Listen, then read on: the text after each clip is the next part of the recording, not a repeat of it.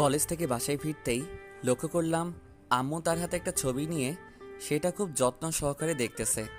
আজব তো, আমি যে বাসায় এসেছি সেটা নিয়ে ওনার কোনো মাথা ব্যথাই নাই। এক বস্তা রহস্য মাথায় লইয়া আম্মুর কাছে গিয়ে ওনার হাতে থাকা ওই ছবিটা দেখার চেষ্টা করলাম। উরিস সালা, এটা সত্যি কোনো মেয়ে নাকি দূরদেশের কোনো পরিটরি? I doubt. আহারে আহারে, কোথায় পাবো তাহারে যেই পরিটার সন্ধান দেবে আমারে? এই যে পাঠক সাহেবেরা, আপনারা যদি কেউ আমাকে এই পরিটার সন্ধান দিতে পারেন তাইলে আপনাদিগকে এক গাঁটটি আইত কিলিম খাওয়ামো। যাউগা সেসব কথা। আমি মনে এক বদনা খুশি আর মুখে সেই লেভেলের হাসি বজায় রাইখা আম্মুকে জিজ্ঞেস করলাম, আম্মু এই মেয়েটা কে গো? এটা আমার বান্ধবীর মেয়ে রিয়া। হুহু, আমার পরিসন্ধান পাইয়া গেছি। চান ভাগেন, আপনাদেরকে আর আইত কিলিম খাওয়ামো না। হুঁ, ওয়াও হাউ কিউট। ভীষণ কিউট। রিয়ার বিয়ে ঠিক হয়ে গেছে, আজকেই ওর বিয়ে। আম্মুর মুখে এই কথাটা শোনা মাত্রই বাংলা সিনেমার নায়কদের মতো আমার মনের ভেতরে সাগরের ঢেউয়ের লাহান শ শ আওয়াজ কইরা দুঃখ বইয়া যাইতে লাগলো। শালার এই প্রথম কোনো মাইয়া দীক্ষা ক্রাশ খাইলাম, আর তার কিনা আজকেই বিয়া। দুঃখের ঠেলায় অক করে কাইন্দা লাইছি।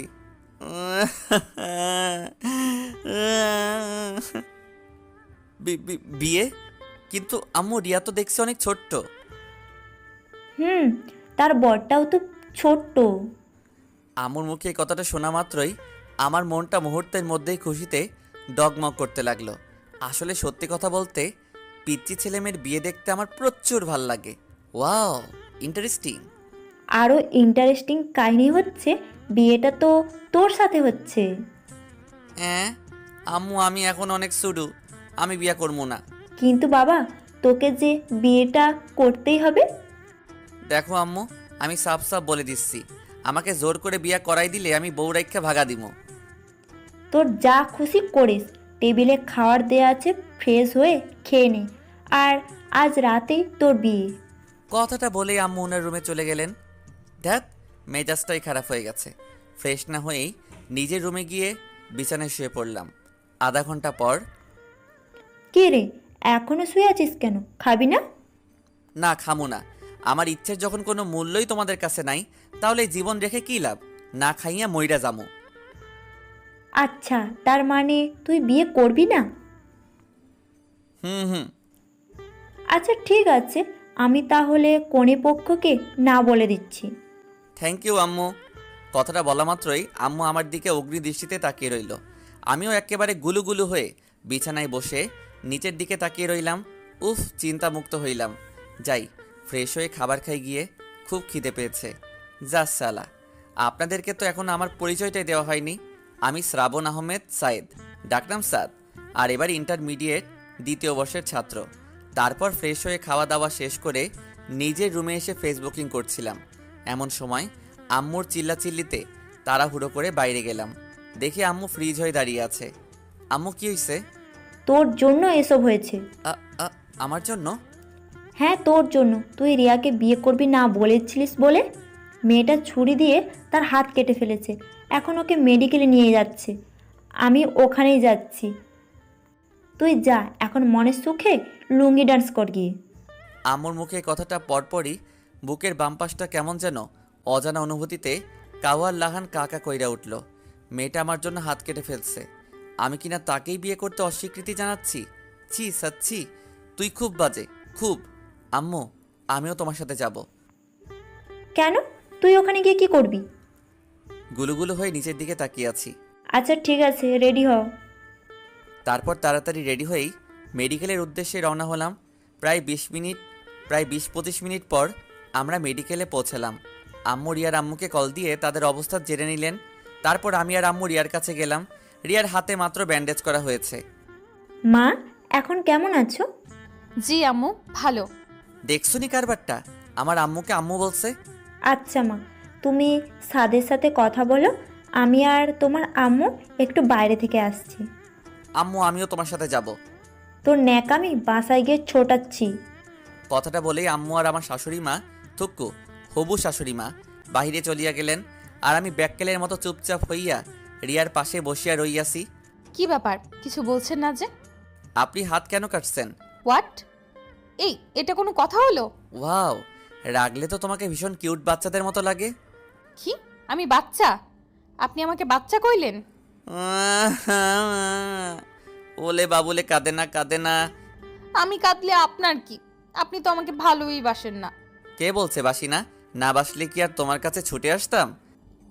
তাহলে আপনি আমাকে বিয়ে করতে রাজি হচ্ছিলেন না কেন? তা রাজি হয়ে গেলে কি আর বুঝতে পারতাম আমার পিচ্চি কিউটের ডিব্বা বউটা আমাকে কতগুলো ভালোবাসে?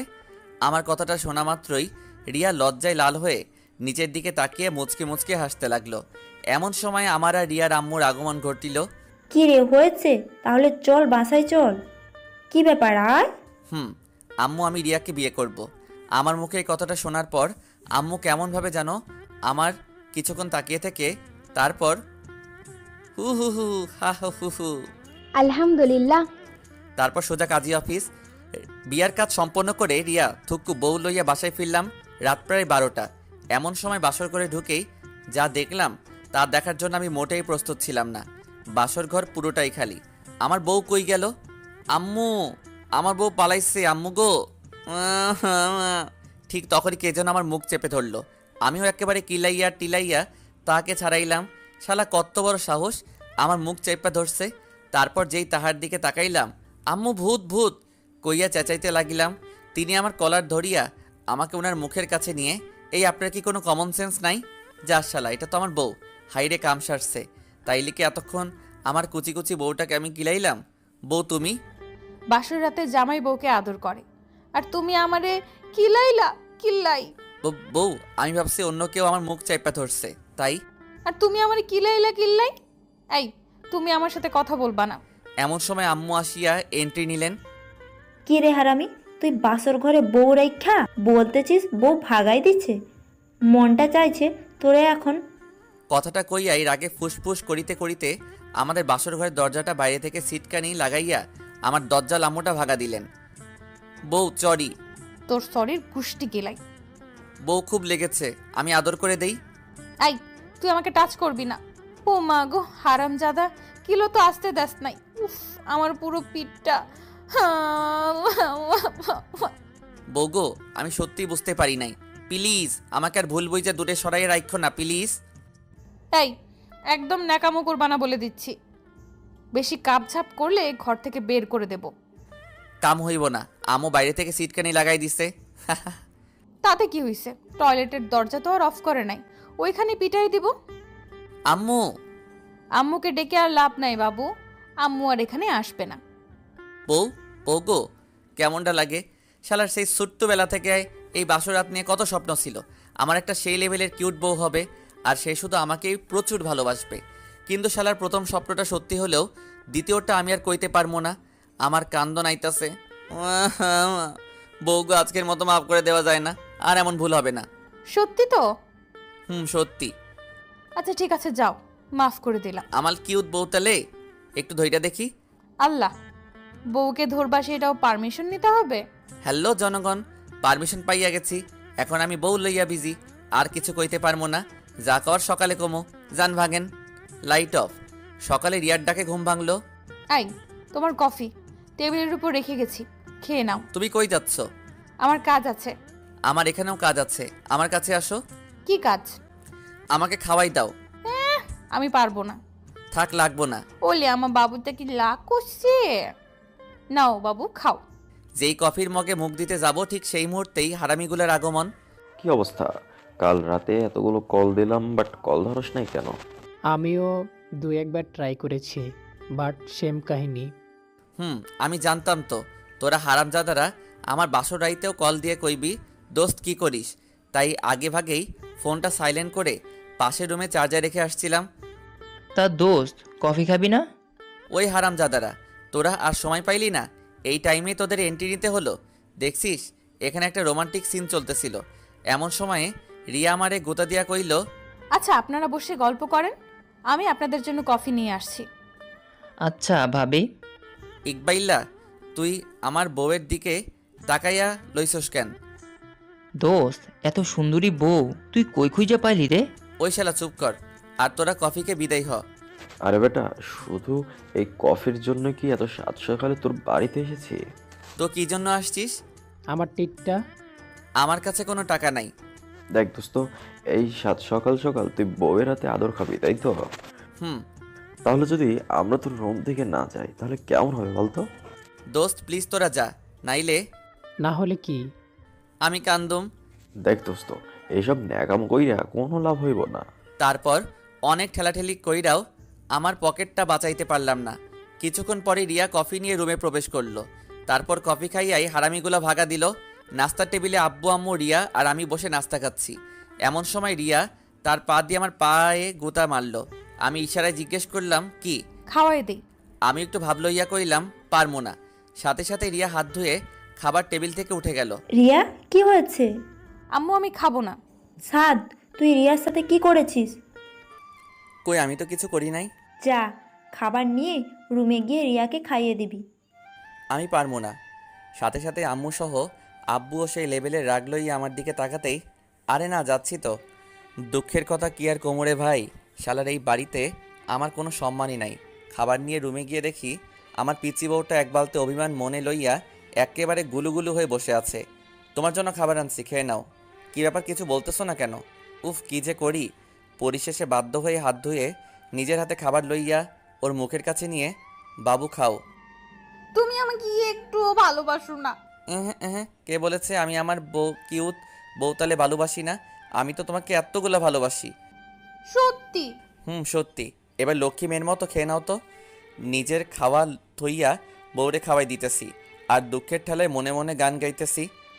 ভালোই ছিলাম আমি বিয়া না কইয়া, বিয়া কইরা এখন আমি কান্দি বইয়া বইয়া। তুমিও খাও। তারপর খাওয়া দাওয়া শেষ করে লুঙ্গি পইরা একটু বাইরে হাঁটতে বেরোলাম। লুঙ্গি উঁচিয়ে ডান হাতে কাঁধের উপরে রেখে রাস্তা দিয়ে হাঁটতেছে আর মনের সুখে গান গাইতেছে। ও মাওয়াই মাওয়াই গো, আইজা রাইতে ভাত খাইয়া যাও, কৈতর ভাজি দিয়া হাই গো জুইতের পুইতা মাও গো। এমন সময় কয়েকটা ময়দা সুন্দরীর চিল্লাচিল্লিতে পিছনে ফিরে তাকালাম। এরই কাম সারছে, এরই তো আমার ক্লাসমেট। যাই তাড়াতাড়ি ভাগা দেই, নাইলে আবার আমার 12টা বাজাবে। এই হারামি, পালাচ্ছিস কেন? আরে দোস্ত, ওরে ডাকলে জীবনেও দাঁড়াবে না। চল সারারে আটকায় গিয়ে। আরে তোরা দৌড়া, নয়তো ও পালিয়ে যাবে। এই রে, পরিস্থিতি সুবিধার মনে হচ্ছে না। আমিও একেবারে হোসাইন বোল্টের গতিতে দিলাম খেইচ্ছা চাদর। কিন্তু ওই যে কপাল খারাপ থাকলে যা হয় আর কি, লুঙ্গির মধ্যে প্যাচ খাইয়া চিত পটাং। ওরে মারে বারে, ওরে মারে বাবারে, আমার কোমরটা গেল রে। Wow wow.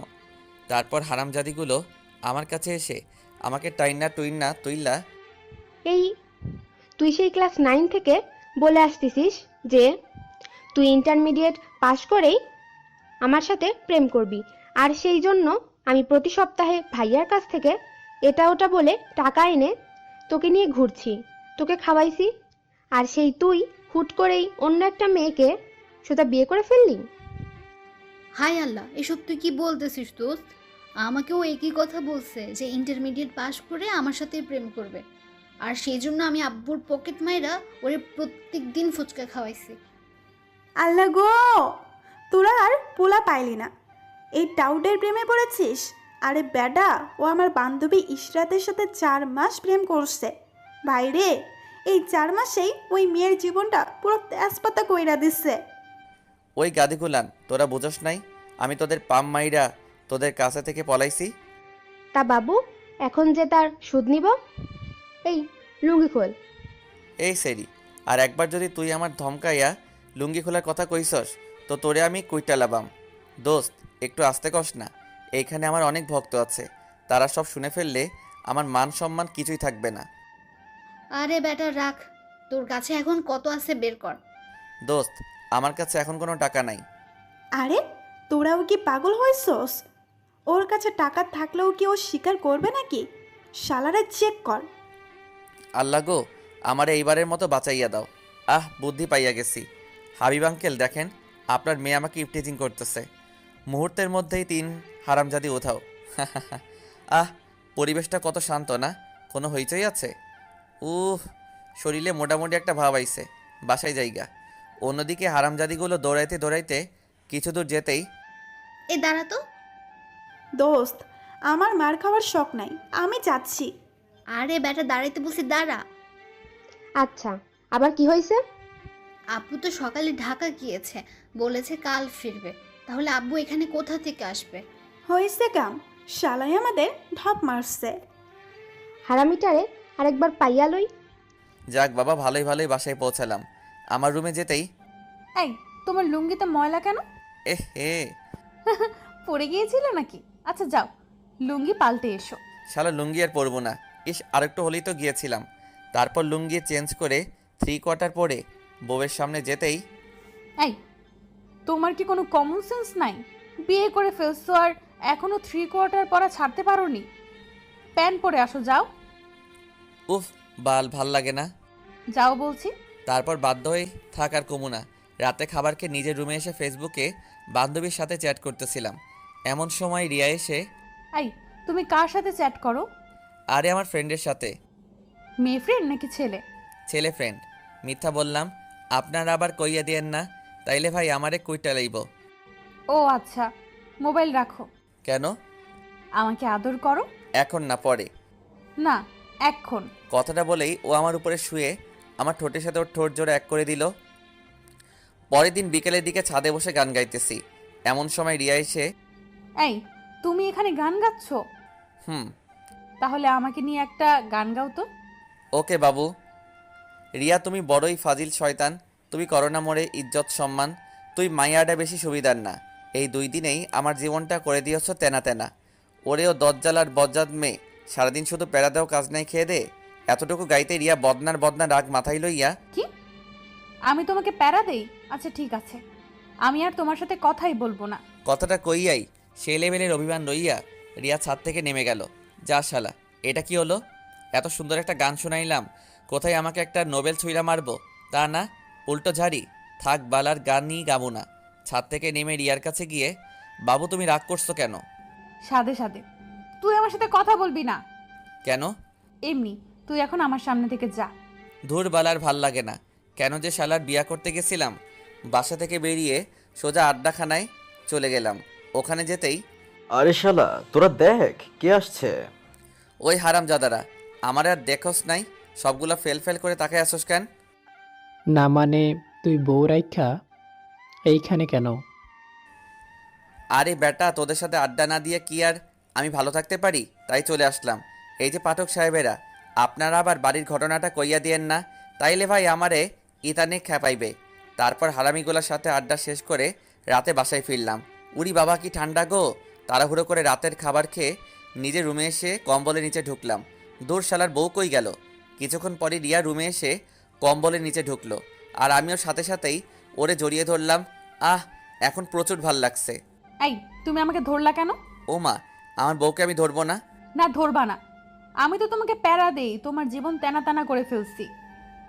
আরও যেন কি, ও আমি ফাজিল বজ্জাত, তো এখন আমার কাছে কি? বউ চড়ি, আর অমন হবে না, একটু ধরি। খবরদার আমাকে টাচ করবা না। বউ, ভীষণ ঠান্ডা লাগতেছে। লাগুক ঠান্ডা, মর গিয়ে। আমিও আর এক মুহূর্ত দেরি না কইরাই ফট কইরা কম্বলের নিচ থেকে বেরিয়ে রুম থেকে বাইরে চলে আসলাম। আইসাই চাদর গায়ে জড়িয়ে রিয়ার অপেক্ষায় বসে থাকতে লাগলাম। যা শালা, 5 মিনিট হয়ে গেল, এখনো আসছে না কেন? কি ব্যাপার, ও আবার কোথায় গেল? দেখি তো ও কি করতেছে। যেই মাত্র দরজা খোলার আওয়াজ পাইলাম, সাথে সাথেই চাদর গায়ে থেকে ফেলে দিয়ে ঠান্ডায় কাঁপতে শুরু করলাম। এই, তুমি খালি গায়ে এখানে কাঁপতেছো কেন? চলো রুমে চলো। না, যাবো না, আমি ঠান্ডায় আজকে এখানে মরবো। আল্লাহ গো, তুমি এসব কি বলতেছো? আমি তো তোমাকে রাগ করে এ কথা বলছি, তাই বলে তুমি সেটা সিরিয়াসলি নিবা? নেব। আচ্ছা বাবু, রুমে চলো, নয়তো কালকে ওনাদের, আপনাদের পাঠক পাঠিকাদের গল্প দেবে কে? প্লিজ বাবু, তুমি রুমে চলো। এই যে পাঠক সাহেবেরা, আজকে শুধু আপনাদের কথা ভেবে রুমে যাইতাছি গা। এরপর যদি কখনো এমন করে তাইলে আর রুমে যাব না, ঠান্ডায় ময়রা যামোগা।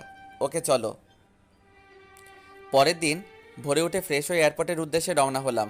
আর আপনাদের তো বলাই হয়নি, আসলে আজকে লন্ডন থেকে ভাইয়া আসবে। ওকে রিসিভ করতে এয়ারপোর্টে যাচ্ছি। ভাইয়া পেশায় একজন ডাক্তার, আর এই জন্যই কয়েকটি গুরুত্বপূর্ণ অপারেশনের জন্য কিছুদিনের জন্য লন্ডন গিয়েছিলেন।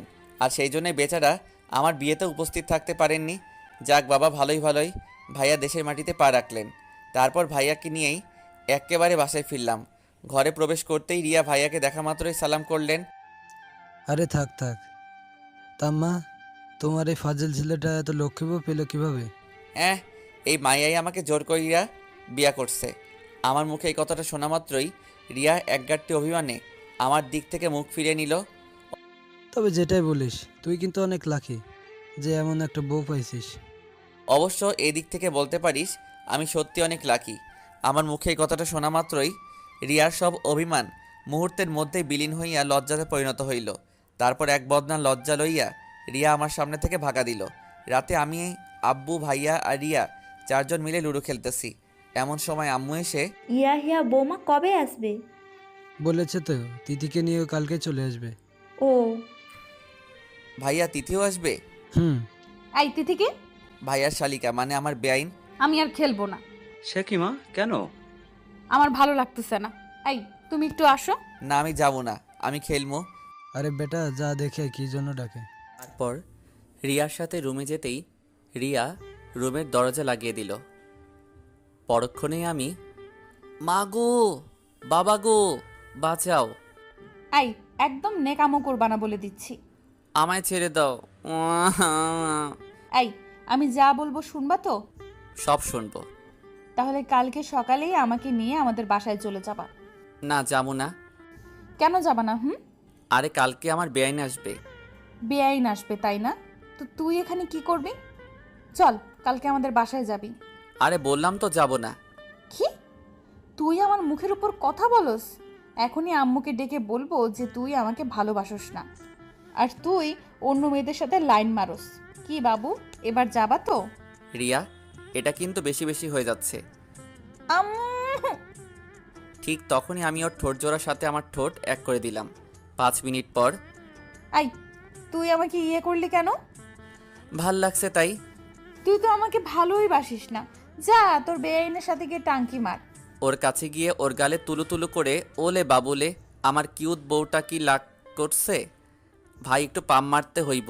আপনারা হাসেন না বাবু। ও বাবু, আচ্ছা ঠিক আছে, আমরা কালকে সকালেই তোমাদের বাসায় যাব। এবার একটু হাসো।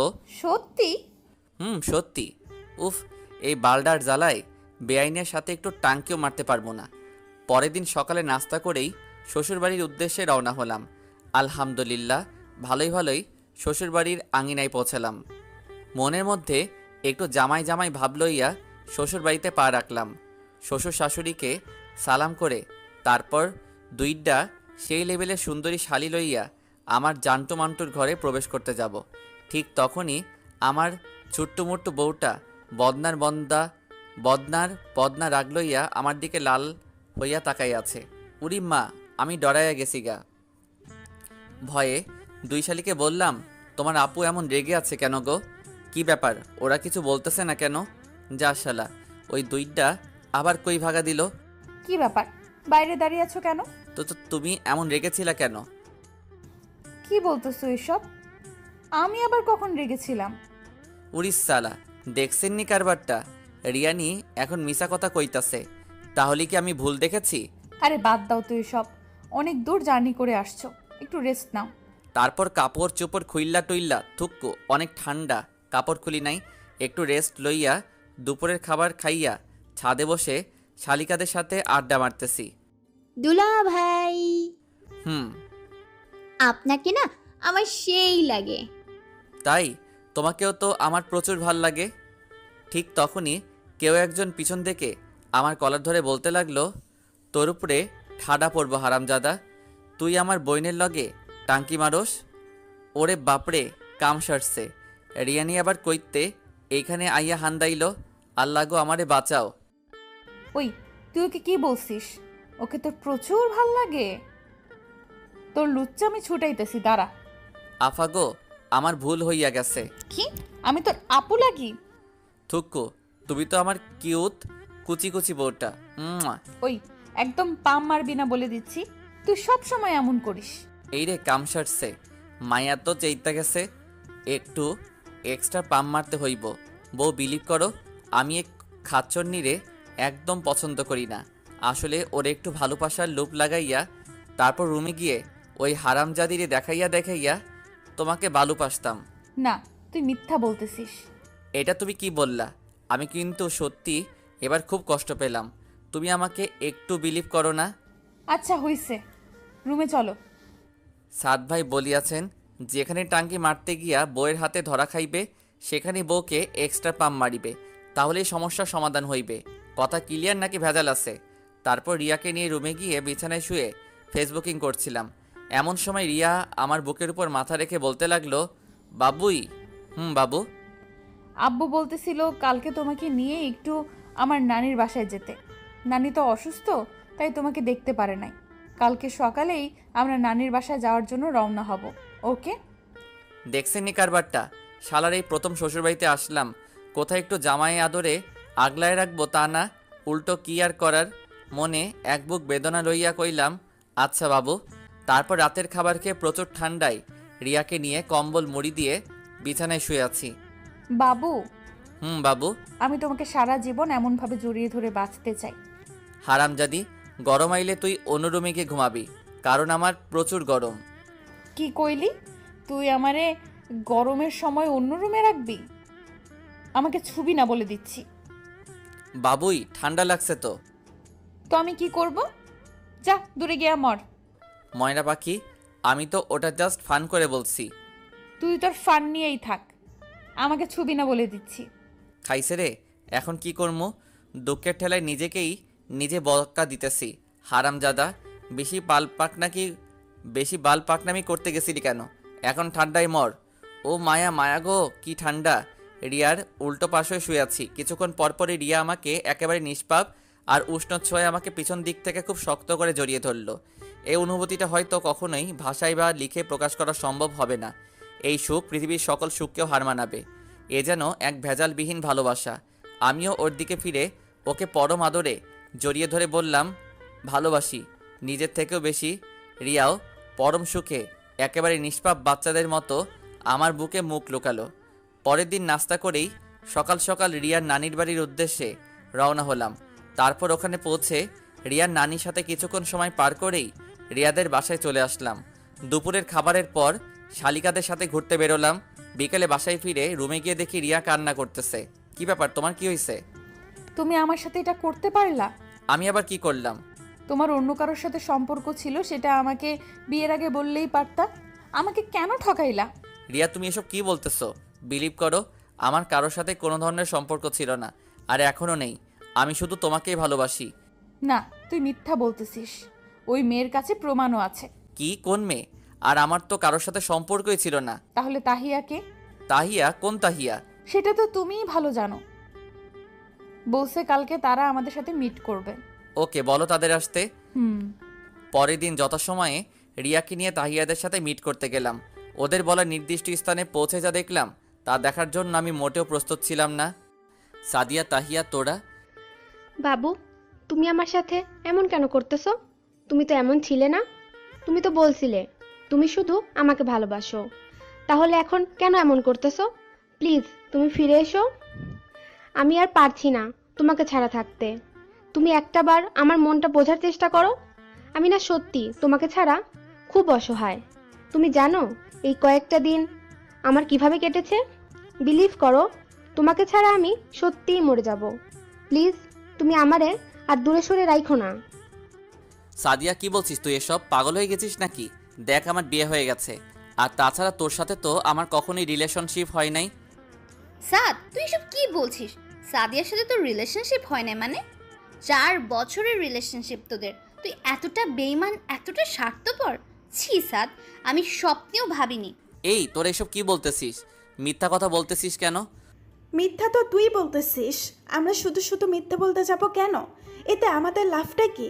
তুই ওকে যখন ভালোবাসিস নেই, তাহলে কেন শুধু শুধু ওর সাথে প্রতারণা করলি? কি ক্ষতি করেছিল ও তোর?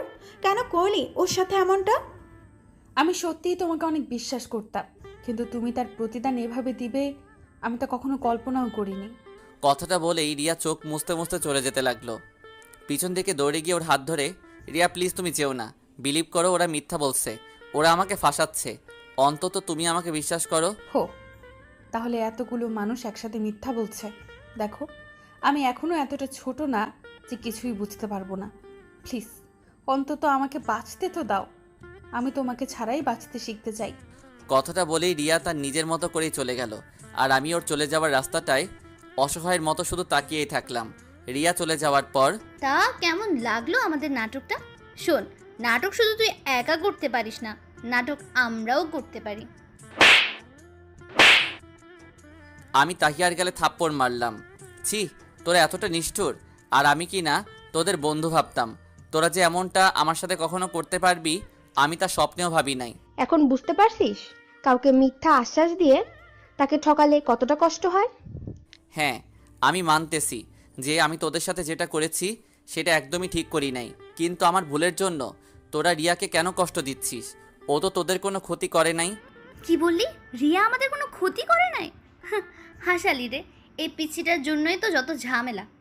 আমরা তোকে ভালোবাসতাম, কিন্তু ও কোথা থেকে এসে হুট করে তোকে আমাদের কাছ থেকে কেড়ে নিল।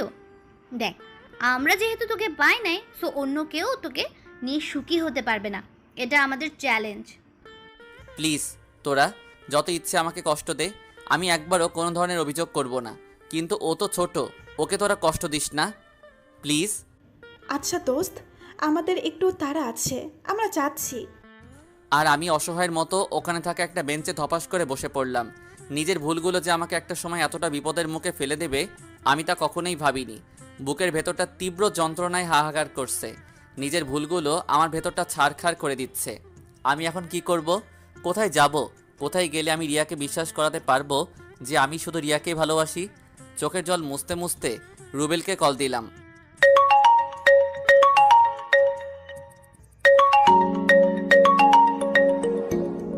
কিরে বেটা, তার শ্বশুর বাড়িতে গিয়ে তো আমাদের ভুলেই গিয়েছিস। কেমন আছিস? দোস্ত, আমি শেষ হয়ে গেছি, নিঃস্ব হয়ে গেছি আমি। প্লিজ তোরা আমাকে বাঁচা। আরে তুই টেনশন করিস না, তুই বল কি হয়েছে। তারপর রুবেলকে সব খুলে বললাম। আরে ও এই কাহিনী? আচ্ছা ঠিক আছে, তুই এক কাজ কর, তুই এখন রিয়ার কাছে যা, তারপর ওকে সব কিছু বুঝিয়ে বল। তারপর না মানলে তো আমরা আছি। দোস্ত, আমার কথা কখনোই বিশ্বাস করবে না। আরে বেটা, একবার গিয়ে বল। ওকে, তাহলে রাখছি এখন। আচ্ছা তুই টেনশন করিস না, সব কিছু ঠিক হয়ে যাবে। তারপর সোজা রিয়াদের বাসায় চলে গেলাম, কিন্তু রিয়াকে অনেকভাবে বোঝানোর চেষ্টা করেও ব্যর্থ হলাম। উফ, কি যে একটা ঝামেলায় ফেসে গেলাম। রিয়ার আম্মুর কাছেও বিষয়টি শেয়ার করলাম, উনিও রিয়াকে বুঝিয়ে বললেন, কিন্তু তাতেও কোনো লাভ হলো না। পরের দিন সকালে রুবেলের সাথে দেখা করলাম। দোস্ত, রিয়া তো কিছুতেই আমার কথা বিশ্বাস করতেছে না। আচ্ছা দাঁড়া, ওই হারামজাদিগুলোকে উচিত শিক্ষা দিচ্ছি। কিন্তু কিভাবে? তুই শুধু আমার সাথে আয়, বাকিটা আমি করতেছি। তারপর রুবেল আমাকে নিয়ে সোজা তাহিয়াদের বাসায় চলে গেল। তারপর তাহিয়াকে নিয়ে ওদের বাসার ছাদে গিয়ে, কিরে তোরা সাদা রিয়ার মধ্যে ঝামেলা পাকাচ্ছিস কেন? ও আমাদের সাথে নাটক করলো কেন? তাই বলে ওর এত বড় ক্ষতি করবি? সবে মাত্র শুরু, আরো অনেক কিছুই করব। ও আচ্ছা, তা আমি চাইলে এখন কি করতে পারি সেটা তোকে দেখাবো। তুই আমার কিচ্ছু করতে পারবি না। আচ্ছা, তোর আব্বাকে গিয়ে বলি যে তোর সাথে আমার 3 বছরের রিলেশন। আব্বু জীবনেও বিলিভ করবে না। কেন সাদ ইকবাল, এটা বললেও তো বিলিভ করবে না। রুবেল্লা, তুই কিন্তু বেশি বেশি করতেছিস। দোস্ত নিচে চল। এই প্লিজ, তোরা এমনটা করিস না। কে শোনে কার কথা? আমরা আমাদের মতো নিচে যাচ্ছি, এইবার খেলা হপ্পে মাম্মু। দোস্ত, তাহিয়ার আব্বুকে কি সত্যি সত্যি এই কথা বলবি নাকি? ধুর বেটা, একটু পাম মারলাম। তারপর নিচে আসতেই খাবার টেবিলের উপর আপেল, কমলা আরও অনেক কিছু। এতগুলো কইতে পারবো না। এ কি বাবা, তোমরা চলে যাচ্ছ কেন? একটু বসো। না আন্টি, আজ না, অন্য কোনো একদিন, আজ একটু তারা আছে। ওই হালার পোহালা, কিসের তারা রে? চল আগে খাইয়া লই। ওই হারামজাদা, তোর লজ্জা নেই? যার বাড়িতে যাস খালি খাই খাই করিস। কি ব্যাপার, তোমরা কানে কানে কি বলতেছো? আন্টি, কোনো তারা? এতটুকু বলতেই রুবেল্লার বিদঘুটে চাহনিতে না কইতে গিয়ে হা কয়ালাইছি।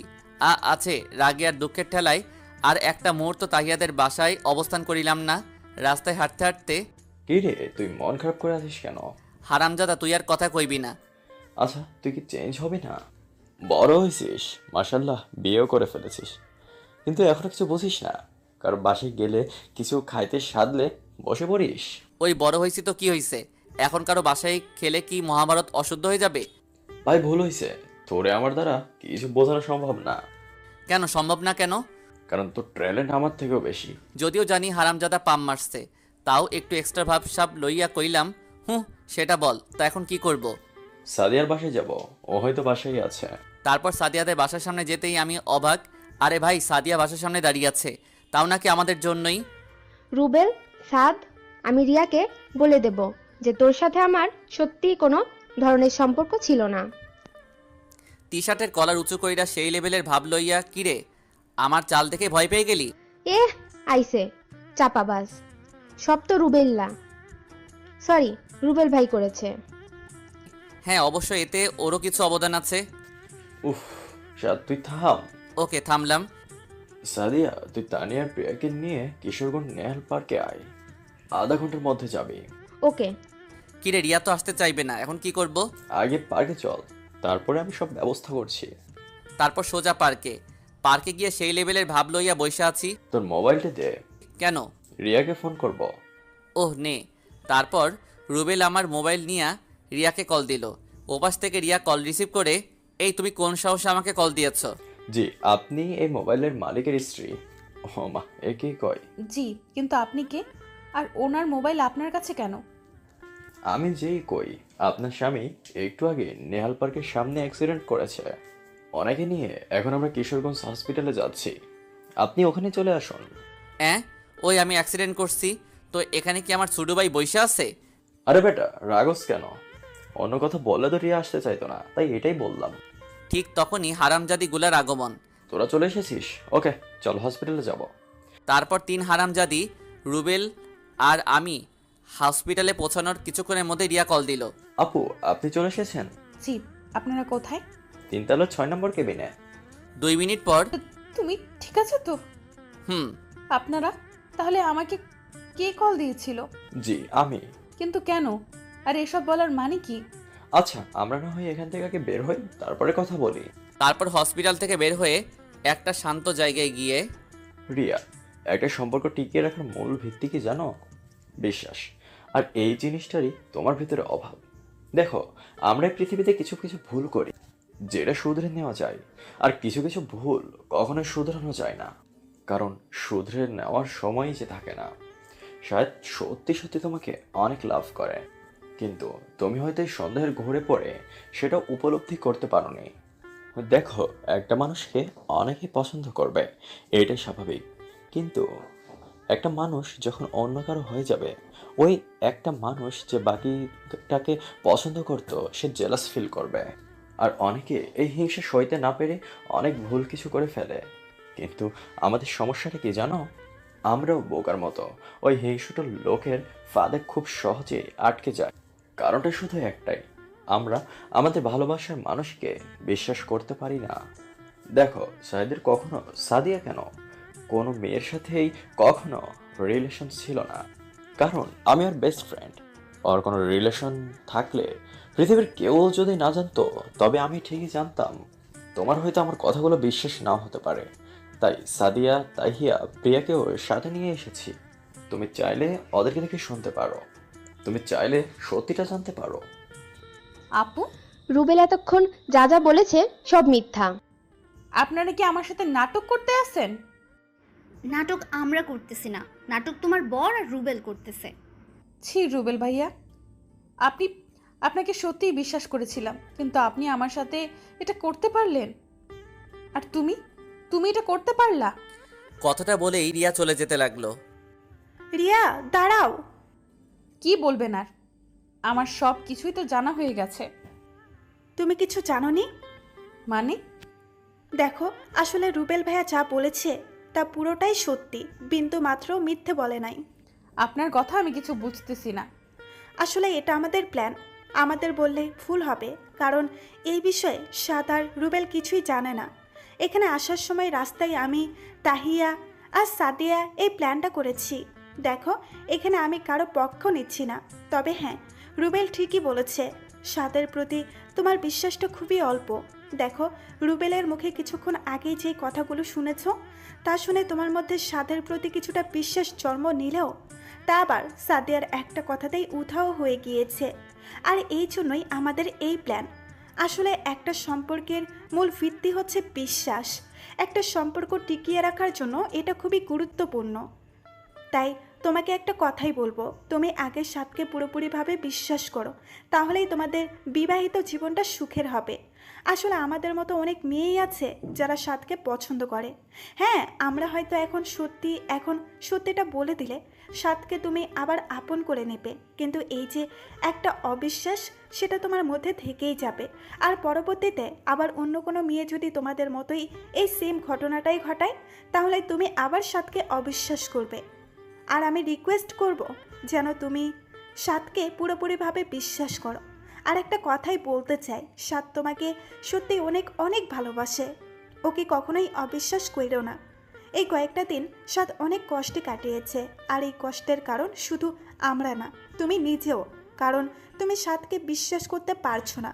আসলে আমরা যা করেছি তার জন্য আমরা সত্যিই খুবই লজ্জিত, আমাদের ক্ষমা করে দিও। আর হ্যাঁ, সাথকে নিয়ে ভালো থেকো। এই কথাগুলো বলেই তাহিয়া, প্রিয়া, সাদিয়া চলে যেতে লাগলো। দোস্ত, তোরা প্লিজ আমাকে মাফ করে দিস। আমি না বুঝে তোদের অনেক কষ্ট দিয়েছি, অনেক ঠকিয়েছি। আমার এমনটা করা উচিত হয়নি। আমি এই বিষয়টার জন্য তোদের কাছে আবারও সরি বলতেছি। এই, তুই আমাদের দোস্ত, তাই না? আর তুই জানিস না দোস্তের মধ্যে নো সরি নো থ্যাঙ্কস। এরপর থেকে শুরু হলো আমার আর রিয়ার নতুন করে পথ চলা।